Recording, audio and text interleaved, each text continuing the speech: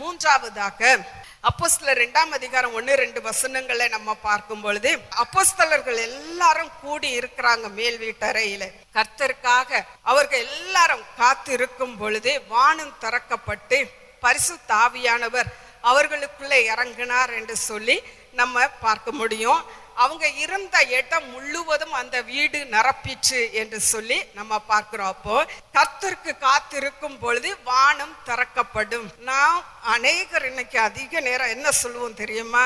தேவனுடைய சமூகத்துல எனக்கு காத்திருக்க பொறுமையே இல்லை, நேரமே இல்லை அப்படின்னு சொல்லுவோம் இல்லையா? காத்திருந்தாலும் நான் எவ்வளவோ நாட்கள் காத்திருந்து தேவனுடைய சமூகத்துல ஜெபிக்கிறேன், ஆனா எனக்கு அந்த பிரசன்ஸே உணர முடியலையே, கர்த்தருடைய வல்லமையை என்னால அனுபவிக்க முடியலையே, அபிஷேகத்தை பெறலையே, நானும் இன்னும் ஏதோ ஒரு மூலையில உட்கார்ந்து இருந்துட்டு எழும்பி போறது போல இருக்கிறதே என்று சொல்லி நிறைய பேர் சொல்லுகிற அனுபவம் உண்டு இல்லையா? ஆனா நானும் நீங்களும் பொறுமையோடு தேவனுடைய சமூகத்துல காத்திருக்கும் பொழுது, ஒரு மனதோடு காத்திருக்கும் பொழுது நிச்சயமாக வானம் திறக்கப்படும்.